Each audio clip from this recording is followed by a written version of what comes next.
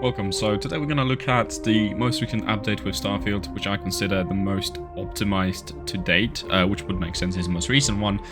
But when the game originally came out, it had a lot of issues in terms of performance. Without any upscaling, it was borderline unplayable. It was very hard to keep a consistent 60 FPS. It didn't have DLSS, it just had FSR, which wasn't as good. Obviously, that got you above 60, but it wasn't ideal considering I'm using an RTX card. So we got the utilization, we got temperatures of the CPU, because it does run quite hot at the 4900K. We got the FPS, and as soon as we get into the game, I'm going to start the average, so you can see the average FPS with 1% lows as well. So we're starting here with native 4K with any form of upscaling off. We're going for the highest setting possible, and these are not the optimized settings, which is going for the highest possible just to see what the quote-unquote worst case scenario is. We're going to switch NVIDIA Reflex Low Latency to on, as it does help to improve the input latency. And then we're gonna put film rate intensity to 0. I don't particularly like it myself. And then depth of field will be on as well. So let's start our test right here in the sort of main hub, which is one of the most demanding areas in the game. Let's just start averages right here. Since the most recent optimized update, we get in above 60 very, very easily here. Mostly mid 70s, sometimes low 80s, and I'm just gonna run around here to maybe stress it a little bit more. But it's a huge improvement from what we had originally. So this is a 30 plus FPS boost to the original patch. You can see that GPU utilization is much better. I think originally it was in the 80s when the game originally launched, but now we have a smooth 70 plus experience with an over 90% GPU utilization. It's not going to go to 100 because we're using the reflex, which prevents you from going above 98, I believe, so it will never go to even 99, or it shouldn't at least. And it only uses 8 gigabytes of VRAM, which at launch I think it was about 12 to 15, which is ridiculous. So the optimization that's happened behind closed doors, it has definitely helped.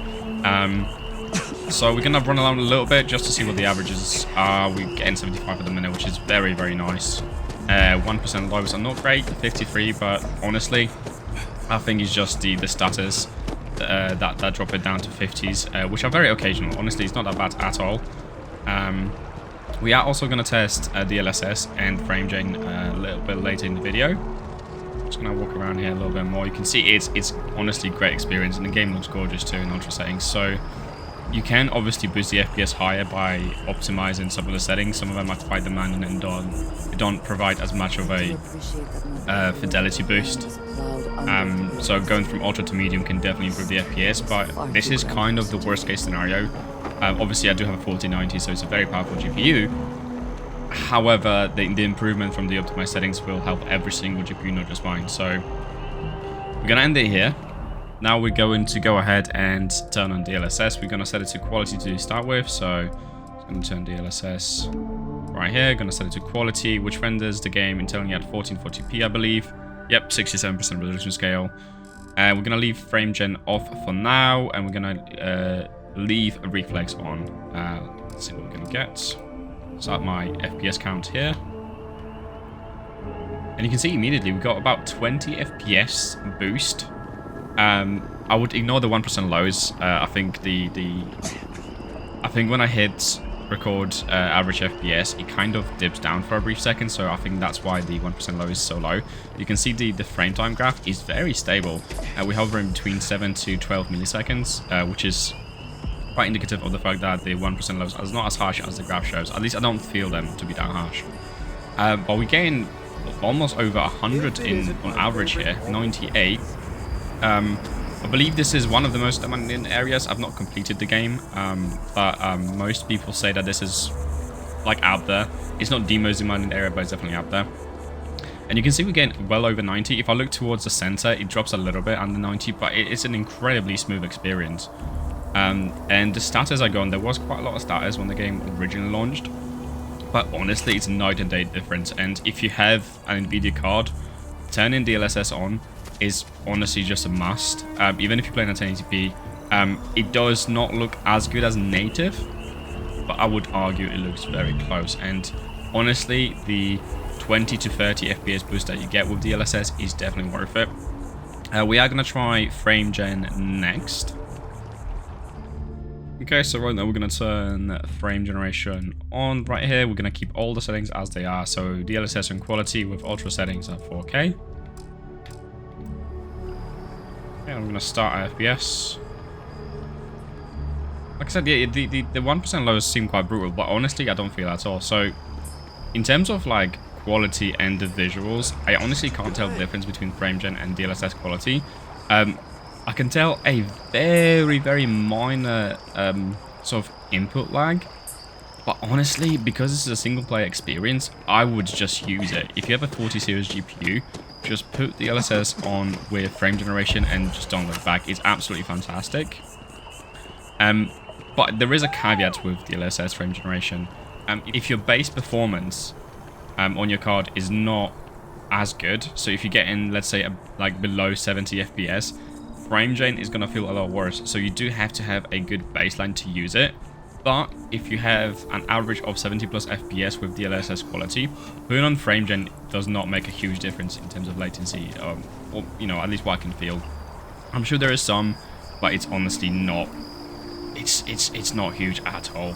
And the FPS is just beautiful. You can see that we went another 20 to 30 FPS. So from the original, I believe it was 70 to 80 that we were hitting on native, to now 130. This is a high refresh experience without compromising on any of the settings. We still are ultra. Again, I do appreciate that I'm using the 4090, so this is a very expensive graphics card, but at the same time, to end up where we are now from the baseline that we had when the game originally launched, it is just night and day difference. I think they've done a fantastic job. The one curious thing I've noticed is that when I do use DLSS quality and frame generation, utilization is kind of similar. It's 97, 98. But you can see the VRAM went up. I believe we were on 8 and 7 a little bit earlier. Now we're on 10, so we went up a little bit, not too much. If you have like a 4070, 4070 Ti, it's not a problem at all still. I feel like the 4060 might start hitting some issues here, but then again, we are at 4K, so we're not really going to expect to play at 4K with 4060. The CPU is working a little bit harder here. You can see it's at 36%, which is a little bit higher than in some other games, but it's honestly no big deal. And RAM is at 21 gigabytes, which is honestly, with everything that's going on in Windows right now, with it being quite a demanding system to run, and then just RAM, this is absolutely fine. I do recommend in 2023 to use at least 32 gigs of RAM. I feel like 16, you can get away with 16, but ideally you'd have 32. So I have 64, but that's mostly because I do professional workloads on this PC as well. But honestly, 32 is more than enough. And you can see it's just beautiful. We had an average of 137 FPS, which is just incredible. And like I said, this is one of the more demanding areas, so you can expect better FPS in space, or when you go to more sort of barren planets. This is quite a complicated and intricate planet. You can see a lot of buildings and a lot of NPCs and vegetation. You know, this is more a handcrafted planet, whereas other ones, you know, that are sort of AI generated are less demanding. So this is absolutely incredible. Okay, so next, I'm actually quite curious to see how much FPS we can actually squeeze out of the 4090. So we're gonna leave it at 4K, but we're gonna go all the way to the low preset just to see how high we can go. We're gonna leave upscaling to DLSS on quality. We're gonna have frame generation on, and yeah, we're gonna keep reflex on as well. Actually, let's go to performance. It does ultra performance as well. Yeah, let's go to ultra performance. So 4K with ultra performance, I believe, is at like 720p. So let's see how it looks. If the visuals still hold up, well, I doubt it, but let's see.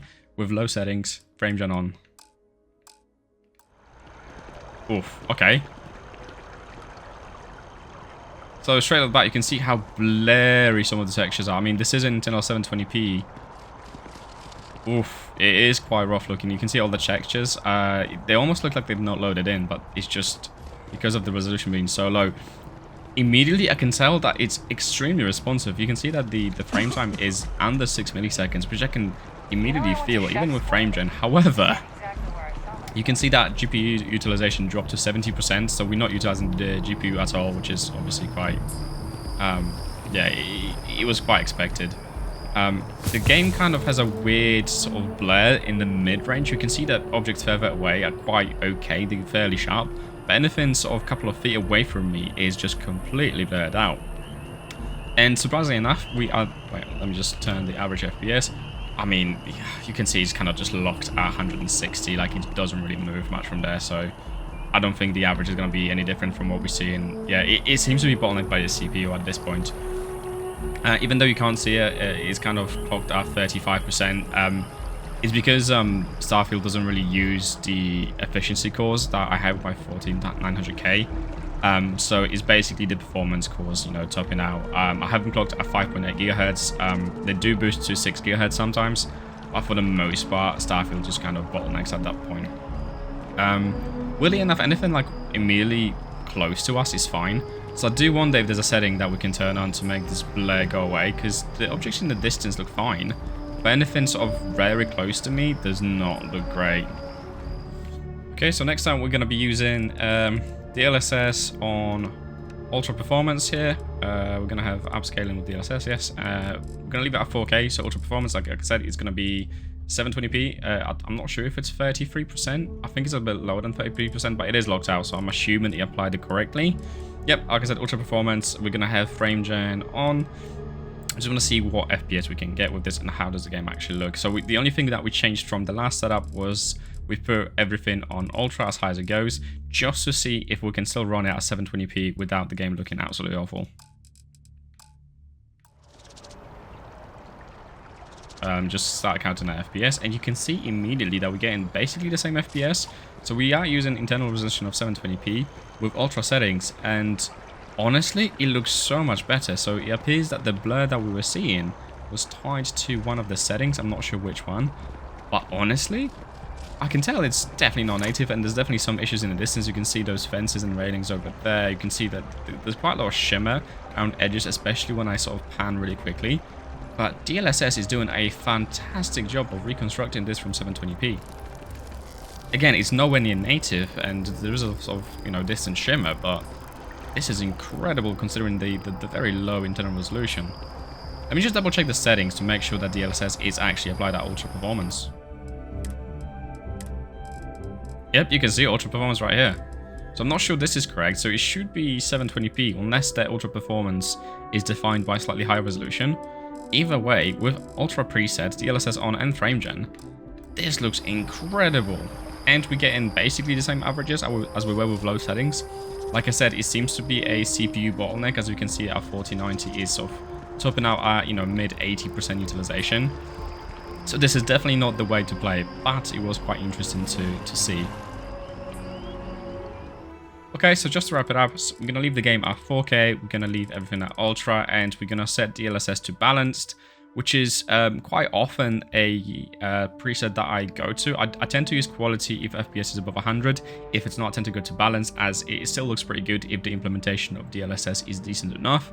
We're going to leave frame gen on, and we're going to see what FPS we can get with this setup. We're going to start counting FPS right here. And honestly, you can see that utilization went up because we actually back to ultra settings with a decent resolution. It drops a little bit under 90. You can see it dropped to 80 there for a second. But this is incredible. So I can tell, especially in motion, that it's not native resolution. You can sort of see the shimmer trying to catch up with the gun, or the edges of the gun, that the DLSS is trying to make it look as good as possible. You can also see in the sort of distant detail that there's the shimmer around very thin edges. But with this performance, it's absolutely incredible. We're getting an average of 145 FPS with 1% lows of 87, which is, it feels great. And I can't really tell that frame gen is lowering our input lag. You know, that's because we have such a huge baseline of FPS.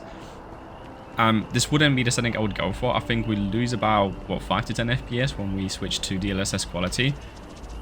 But it's just incredible how much work went into optimizing this game. And if you've been holding out playing this game until now, jump on it. Get the latest update. Even if you got a weaker GPU, it should run better, especially on the RTX side. It has been optimized a little bit more for the AMD side when it originally came out. But if you've been holding off, get this game, especially with, you know, Cyber Monday and Black Friday deals. If you can get it on a discount, now is the time to check it out. It looks absolutely gorgeous. But anyway, that's it for this video. Thank you so much for joining me on this quick update check on Starfield, and I hope to see you in the next one. Bye.